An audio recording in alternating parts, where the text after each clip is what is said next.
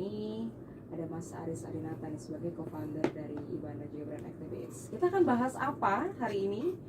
Simak sampai nanti jam 4 sore pendengar, dan Anda yang mau tanya juga silahkan saja ya. Boleh bergabung melalui WhatsApp kami di 081226103103. Sudah hadir ya Mas Aris di studio Solo Pulse FM. Kita akan sapa terlebih dahulu. Selamat sore Mas Aris. Sore Mbak Senja. Kabar baik Mas? Baik, tapi suasananya cukup panas sekali Panas ini. sekali ya. Ini tuh kita semacam masih jam 12 siang gitu. Padahal sudah jam 3 sore. Panas sekali.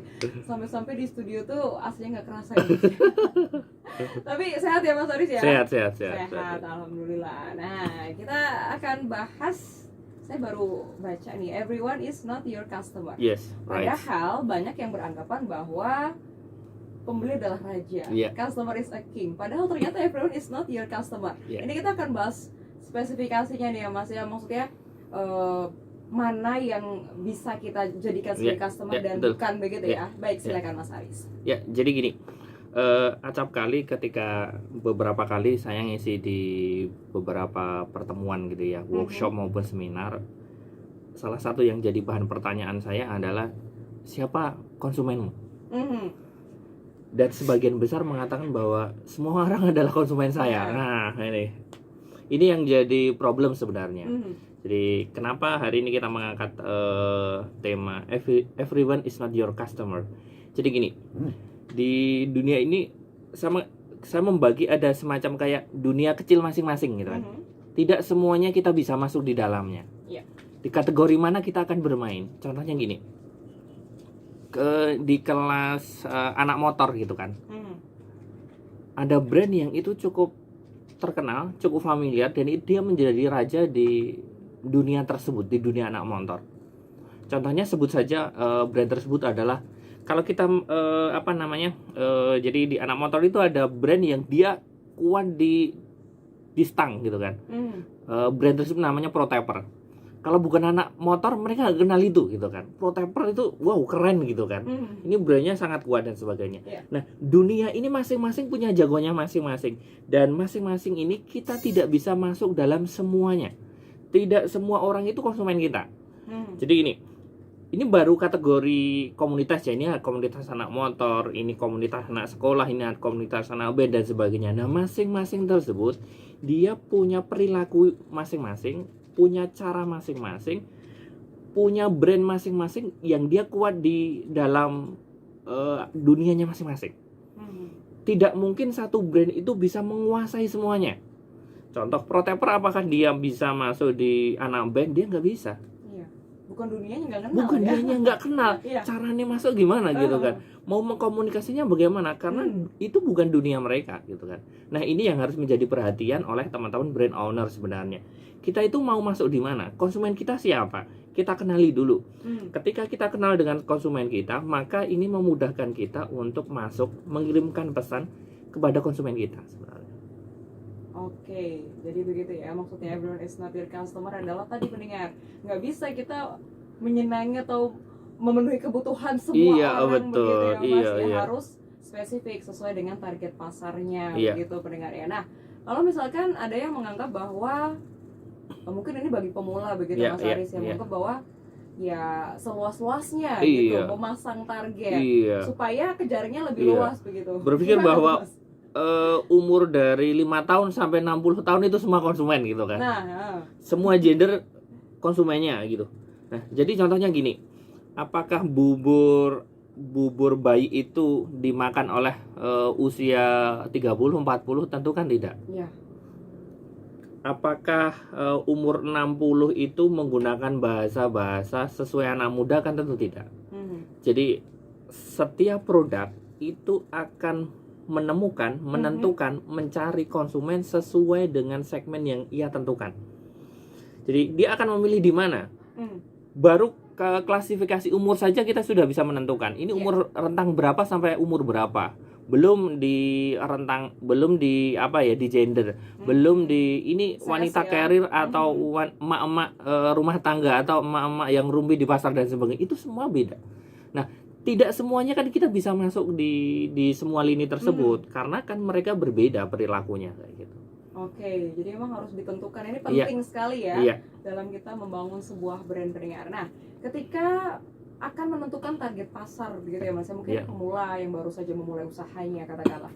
Apakah yang kita lihat itu sesuai yang kita mampu? Jadi kayak misalkan kita mau jualan frozen food Iya, misalkan iya, gitu betul. ya. Apakah memang sesuai dengan produk kita atau kita cari tahu dulu nih kira-kira segmen mana yang bisa kita masukin Iya, gitu iya. Mas? Jadi gini, produk dari brand kita itu sebenarnya menyelesaikan masalah di konsumen yang mana. Baru nanti kita akan bisa menentukan sebenarnya, oh ternyata target pasar kita ini loh. Produk kita adalah frozen food misalnya. Ternyata itu menyelesaikan masalah konsumen emak-emak yang waktu itu waktu lockdown ketat-ketat itu kan luar biasa tuh. Mereka nggak berani keluar, nggak berani belanja dan sebagainya.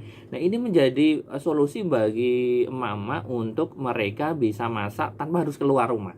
Nah ini target kita gitu kan, target pasar kita. Bukannya kita malah kampanye ke bapak-bapak gitu kan. Nggak cocok ya? Nggak cocok dong gitu kan.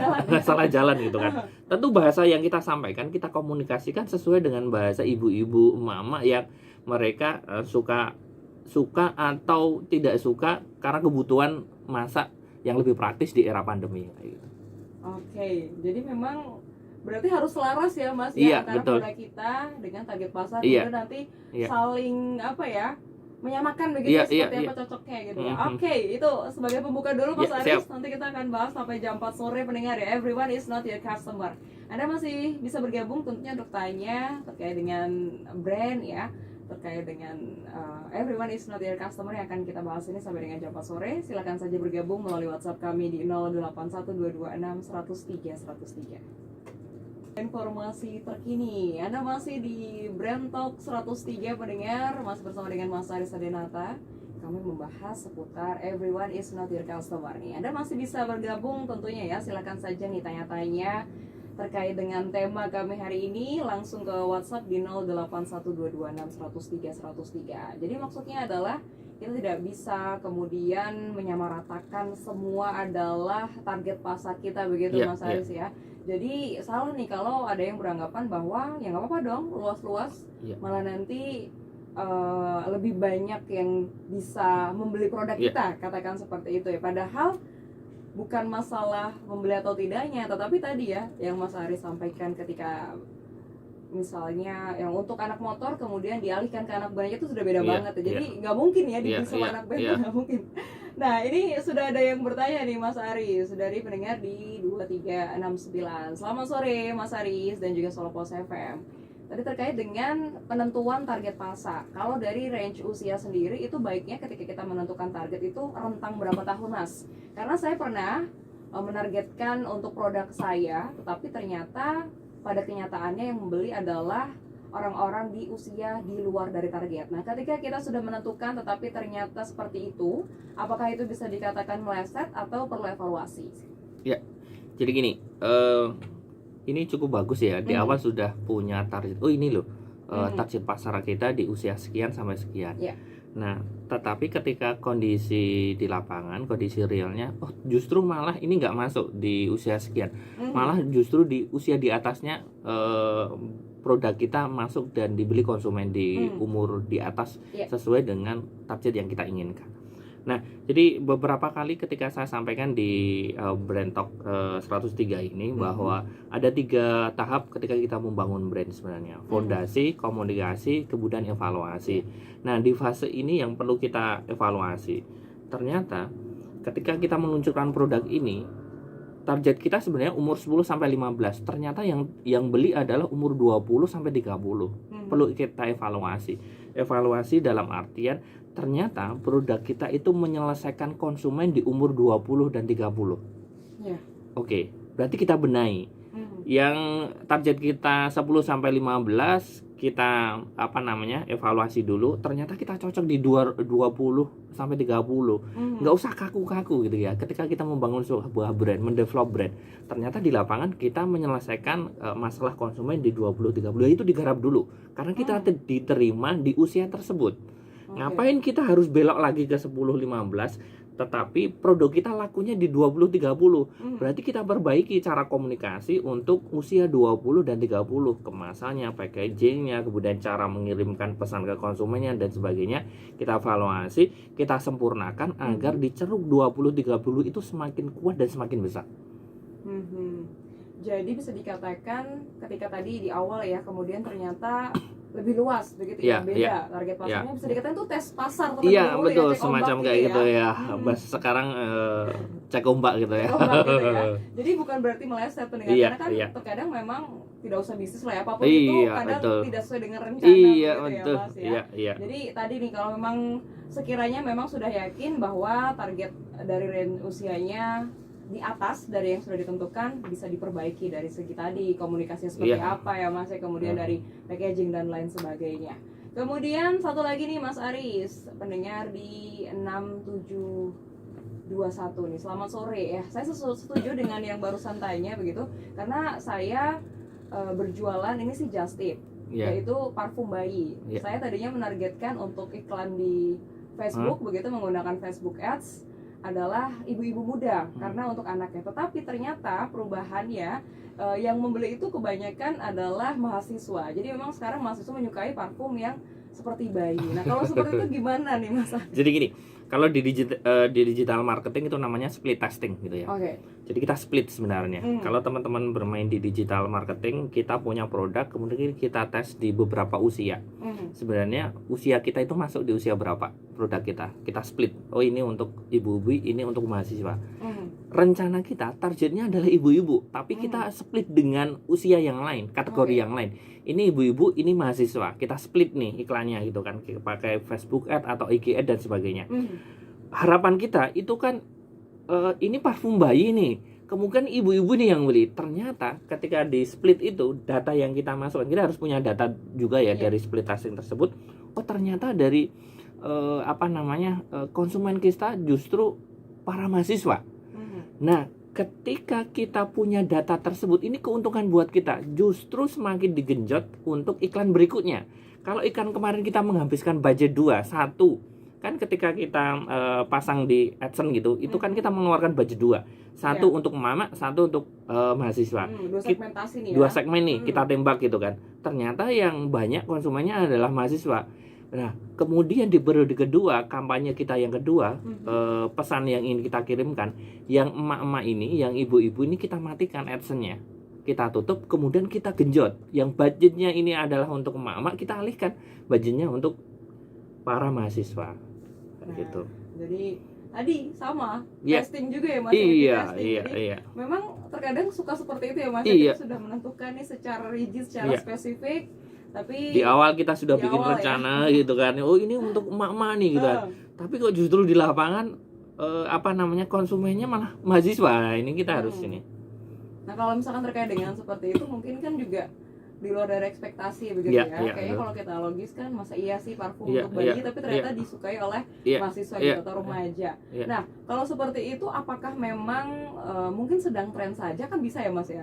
Misalkan ini memang sedang trennya memakai produk-produk bayi, misalkan yang wangi-wanginya bayi. Nah itu apakah memang nanti di kemudian hari atau dalam long term, jangka panjangnya itu, apa kita juga harus evaluasi lagi kah, atau memang seperti apa nih Mas? Ya jadi gini, yang mesti dilakukan oleh para brand owner adalah kita mengumpulkan data. Jadi data dari berbagai hal, termasuk ketika ada iklan menggunakan AdSense ya.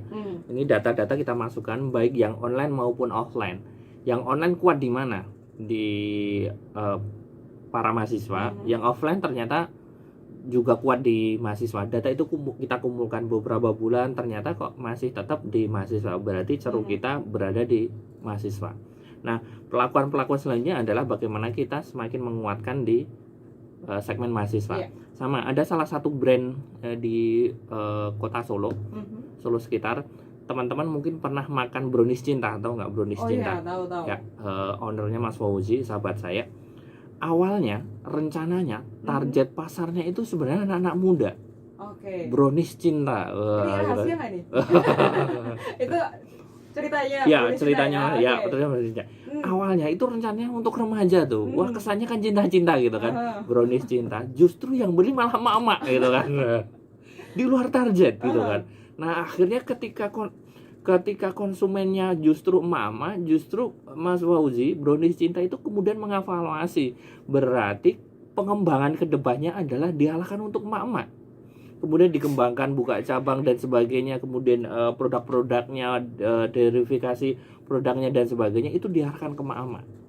Jadi inilah yang keluasan bagi teman-teman para brand owner gitu kan. Di awal oke lah kita launching produk, lempar produk dan sebagainya, kita arahkan target kita ini. Tetapi ketika di lapangan itu kondisinya berbeda. Contohnya Brownies Cinta. Rencananya untuk remaja berbau cinta-cinta gitu. Ternyata justru mama gitu kan. Mama yang suka ya. Iya. Nah, ini yang harus diperhatikan. Oke, jadi memang tidak hanya berpatokan kepada income ya atau mungkin omset begitu ya, tapi bisa tadi sebagai seperti apa data kita kumpulkan dan betul. Mungkin kalau anda yang tipe usaha yang memang sudah punya budget untuk AdSense, berarti memang harus dievaluasi terus ya Mas untuk periode-periode berikutnya begitu ya. Betul. AdSense itu kan selalu berkembang ya. Jadi data-data itu harus kita punya. Jadi salah satu kelemahan kita adalah biasanya para pelaku usaha pemula itu dia tidak mengumpulkan data. Jadi betapa pentingnya data dalam rangka untuk langkah-langkah selanjutnya. Rencana kita adalah remaja, ternyata yang laku di ibu-ibu. Kan ini data penting nih gitu kan. Harus kita olah. Tapi kalau kita masih tetap ngotot dengan usia remaja, kita mengabaikan data, ini kan jadi masalah. Dengan data tersebut, ternyata produk kita diterima di usia ibu-ibu, di usia emak-emak gitu kan. Justru kita evaluasi, segera kumpulkan data itu, apa yang perlu dibenahi dari data ini. Ternyata ini loh, kita kuat di sini. Oke, budget-budget yang selama ini, bahasa-bahasa komunikasi kita yang selama ini menggunakan bahasa-bahasa remaja, kita alihkan menggunakan bahasa ibu-ibu. Nah, selama ini dengan bahasa anak muda ternyata masuk, kemudian kita perbaiki dengan bahasa ibu-ibu, ternyata justru semakin meledak. Karena apa? Semakin tepat. Semakin tepat ya. Kayak gitu. Oke, baik. Ini ada Pak Sarmidi yang bertanya, tapi nanti kita akan jawab di segmen selanjutnya. Anda juga masih bisa untuk bergabung mendengar sore hari ini ya. Silahkan nih tanyakan terkait mungkin Anda yang punya kendala dalam menentukan target ya. Kami masih akan bahas seputar Everyone is not your customer sampai dengan jam 4 sore hanya di Brand Talk 103. Anda tinggal pilih yang mana nih mau. Sebenarnya dua-duanya berarti iya ya Mas, mengikuti iya, menciptakan iya. Jadi lagi-lagi yang penting adalah riset gitu kan. Konsumen saat ini butuh apa? Kemudian masalahnya apa konsumen? Nah, dari riset yang kita temukan sebenarnya masalahnya di titik ini. Kemudian kita ciptakan produk yang mampu memberikan solusi kepada konsumen tersebut. Nah, biasanya kan mereka butuh nih kesengsaraan saat ini apa sih gitu kan. Saat ini mereka butuh konsumen saat ini tuh butuh sehat-sehat nih. Ini masalah nih di era pandemi. Nah, kemudian kita ciptakan apa yang membuat imunitas tubuh itu semakin baik, semakin tinggi dan sebagainya. Ternyata minuman-minuman herbal. Nah, ketika ini ketemu antara masalah dan solusi, maka konsumen tentu akan menginginkan dan membeli produk tersebut kayak gitu. Oke, jadi Anda harus tahu dulu nih kira-kira apa ya yang bisa menjadi solusi kebutuhan masyarakat saat ini begitu ya. Nah, kalau tadi kita balik lagi ke ketika menentukan misalkan testing begitu ya Mas ya, untuk iklan dulu deh, untuk AdSense begitu. Nah, apakah misalnya kita tadi kalau dari Pak Sarmidi kan sudah ada pasar di Jawa Timur dan Jawa Tengah gitu. Nah, ketika kita akan memperluas, itu apakah berbeda begitu? Apakah ada riset juga yang perlu kita lakukan? Misalnya biasanya main di Jawa, kemudian dilempar ke Pulau Jawa. Itu kan tentunya karakteristik dari masyarakatnya pun berbeda begitu ya. Kira-kira apa sih Mas yang perlu diperhatikan? Tentu kita riset ya. Jadi gini, perilaku konsumen antara Jawa dan luar Jawa tentu beda, budayanya beda gitu kan. Jadi gini, teman-teman perhatikan, saya nggak nyebut merek. Di masing-masing kota itu, contohlah teh, teman-teman. Ada teh yang teh tubruk gitu ya. Di kota A dia suka merek A, di kota B dia suka C dan sebagainya. Masing-masing kan punya kekuatan masing-masing, disukai masing-masing. Nah, kita perlu riset sebenarnya. Di NTB semisal, kalau di Jawa yang kuat adalah produk kita spon dan sebagainya. Di luar sana itu kompetitor kita siapa? produk mereka apa, keunggulan mereka apa, value mereka apa, kemudian iklan mereka di mana saja, channel distribusi mereka di mana saja. Kita pelajari kompetitor, perilaku, budaya dan sebagainya, termasuk bahasa-bahasa iklannya bagaimana di daerah sana yang mengena. Nah, ketika kita sudah punya data itu, baru kemudian kita formulasikan, baik itu secara organik maupun secara berbayar. Kalau organik, ya kita develop platform-platform media sosial kita, baik IG, Facebook, YouTube, dalam rangka membangun brand kita. Kita membuat narasi-narasi agar brand kita diterima di luar Jawa. Oke, nah ini juga perlu diperhatikan ya. Jadi Ya. bukan kemudian asal saja Iya. coba-coba ke daerah-daerah lain, karena Iya. memang perlu diperhatikan juga seperti apa karakteristiknya. Nah, misalkan nih, tadi kan di Jawa atau kalau di Pulau Jawa mungkin rata-rata sudah familiar ya dengan sistem jualan online begitu. Ya, Dimana mungkin sekarang kan banyak platform, ada e-commerce dan sebagainya begitu ya Mas ya. Ketika kita riset begitu ya di salah satu kota misalkan di luar Pulau Jawa, dan ternyata di sana belum ada kompetitor nih, itu sebagai keuntungan ya. Ternyata yang lain masih menggunakan sistem konvensional semua, offline semua. Nah, ketika kita masuk merambah di situ di online dan masyarakatnya belum familiar, itu kira-kira yang perlu dilakukan lagi gimana nih Mas? Jadi gini, seringkali kita menganggap dengan adanya kompetitor itu kan jadi masalah. Justru dengan ada kompetitor itu adalah keuntungan buat kita sebenarnya. Karena sudah ada kehidupan di sana begitu ya. Itu adalah salah satu indikator bahwa produk itu dibutuhkan di daerah sana. Kalau di sana tidak ada produk tersebut, maka produk tersebut tidak dibutuhkan di daerah sana. Nah, ini sebagai bahasanya indikator ya. Oh, ternyata di daerah sana itu ada kompetitor, berarti di sana produk tersebut diterima untuk kategori tersebut. Nah, ini yang harus kita kita lakukan kita punya data terkait dengan kompetitor kita siapa di daerah tersebut. Baik, jadi emang riset dan riset kuncinya betul. Ya, itu pendengar. Iya, betul. Kalau di daerah panas yang dibutuhkan apa? Kalau di daerah dingin apa yang dibutuhkan konsumen? Nah, ini kan perlu kita riset. Oh, ternyata ketika kita di Tawangmangu misal daerah dingin, kita riset dan sebagainya, kemudian apa sih yang dibutuhkan oleh konsumen? Kita di Tawangmangu jualan jualan es misal. Ini kan juga tidak match gitu kan. Tidak match. Kemudian daerah panas kita ternyata malah jualan yang panas itu kan juga ini. Ya, itu banyak faktor berarti yang betul. harus dipersiapkan begitu. Baik, nanti kita masih ada satu segmen lagi. Siap. Mas Aris ya masih membahas seputar everyone is not your customer. Pendengar, Anda juga masih bisa bertanya. Silakan saja bergabung melalui WhatsApp di 081226 103 103. Informasi terkini menit ke 50 lewat dari pukul 15 pendengar ya, sampai di segmen terakhir nih dalam Brand Talk 103. Kami masih membahas seputar everyone is not your customer. Anda juga masih bisa bergabung nih. Untuk yang ingin bertanya, silakan saja sampaikan melalui WhatsApp kami di 081226 103 103. Nah, tadi kan kita sudah bahas lumayan banyak nih Mas, ada beberapa pendengar juga yang bertanya seperti apa cara menentukan target pasar dan sebagainya. Mungkin kalau bisa dikatakan hal-hal yang menjadi kesalahan ketika seseorang memulai usaha dalam menentukan target pasar tuh apa-apa aja sih Mas? Jadi gini, dia tidak melakukan riset pertama, dia tidak tahu masalah yang dihadapi konsumen saat ini. Jadi riset pasar ini menentukan. Ini kesalahan yang biasanya di awal dilakukan oleh teman-teman gitu kan. Jadi target pasar kita itu masalahnya apa sih sebenarnya? Ketika di usia sekian itu punya masalah apa? Kemudian kita bisa menghadirkan apa? Ini yang harus menjadi PR di awal sebenarnya kita kerjakan bagi para brand owner. Jadi apa sih yang mesti kita berikan solusi kepada konsumen kita? Apa sih solusi yang mampu memecahkan masalah di target market sesuai dengan segmen yang kita targetkan? Jadi gini, semakin sempit segmen yang kita tentukan, justru semakin memudahkan kita sebenarnya untuk mengenali perilaku dan kita mengkampanyekan, mengkomunikasikan sesuai dengan target market yang sudah kita tentukan. Oke, jadi itu ya, mungkin ada yang beranggapan bahwa ketika terlalu lama riset itu malah tidak jalan gitu. Nah, apakah memang bisa nih Mas, ketika kita memulai, misalkan risetnya belum banyak ya, tapi paling nggak kita sudah punya sedikit data gitu, apakah bisa riset by doing gitu sembari menjalankan usaha, gimana nih Mas? Ini pilihan ya. Ada tipe orang yang apa namanya, kan ada ya yang maunya langsung wah sepenting nabrak kono nabrak gini sih jalan, baru ternyata riset itu by jalan gitu kan.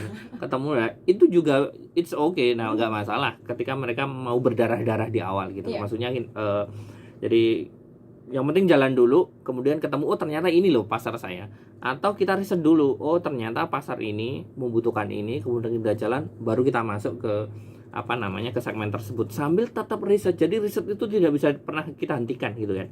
Riset data itu harus apa namanya selalu berjalan terus. Jadi selama kita jalan, ketika di awal sudah riset, kemudian kita punya data, kita jalan lagi. Ketika jalan itu juga bagian dari riset gitu kan.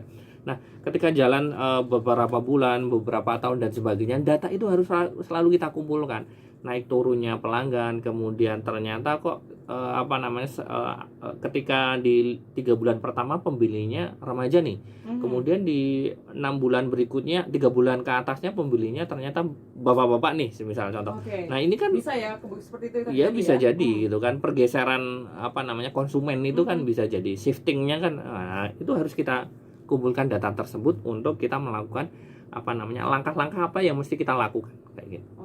Nah, riset juga bukan hanya sebagai pengawal saja ya. Kalau tadi Mas Aris bilang harus selalu dilakukan gitu ketika kita menjalankan sebuah bisnis, dan ini tuh sebagai cara ya untuk nanti menentukan yang selanjutnya akan seperti apa. Betul. Berkaitan dengan inovasi dan sebagainya betul, itu ya Mas ya. Riset, termasuk riset kompetitor gitu kan. Ketika kita sudah jalan selama ini, kompetitor kita mengeluarkan produk apa gitu kan. Bukan berarti ini ya kita julid kepada kompetitor kita, tetapi mereka mengeluarkan produk apa, kemudian value mereka apa, keunikan mereka apa, kemudian kita bisa bersaing di sisi apa dengan mereka. Ini kan perlu kita kompetitor itu sudah berjalan jauh dengan model kemasan ini dan sebagainya, ternyata kita masih jadul nih gitu kan. Nah kita kan ketinggalan nih. Nah apa yang harus kita lakukan? Jadi banyak hal yang memang harus dipersiapkan, tetapi juga bukan berarti hanya persiapan saja nggak jalan-jalan ya Mas, tetapi memang hal-hal yang menjadi data untuk kita lebih berkembang lagi, untuk kita melakukan hal-hal selanjutnya itu perlu dilakukan nih dalam menentukan target pasar. Karena tadi seperti judulnya hari ini, tidak semua orang adalah target pasar kita ya Mas Aris. Baik, mungkin ada closing statement Mas Aris, silahkan. Ya, buat teman-teman, jadi gini, tidak semua orang itu bisa jadi konsumen kita. Tidak semua umur bisa jadi konsumen kita. Tidak semua komunitas bisa jadi konsumen kita. Kita harus memperjelas sebenarnya kita mau bermain di mana. Ketika sudah jelas, ini memudahkan kita. Jadi kayak kita mau nembak itu kan harus ada targetnya tuh ya. Tidak asal nembak dor gitu kita. Jadi targetnya itu, maka peluru itu jadi hemat. Tidak banyak mengeluarkan energi, uang, tenaga, pikiran dan sebagainya. Itu ya poinnya begitu pendengar ya, karena kalau di depan sudah rugi peluru duluan banyak yang perlu disiapkan ya. Baik, terima kasih banyak Mas Aris, kita ketemu lagi pekan depan dengan tema-tema yang lain mendengar ya. Jadi Brand Talk ini hadir setiap hari Kamis dari jam 3 sampai dengan jam 4 sore. Selamat sore Mas Aris. Ya pendengar, terima kasih untuk Anda yang bergabung sore hari ini ya.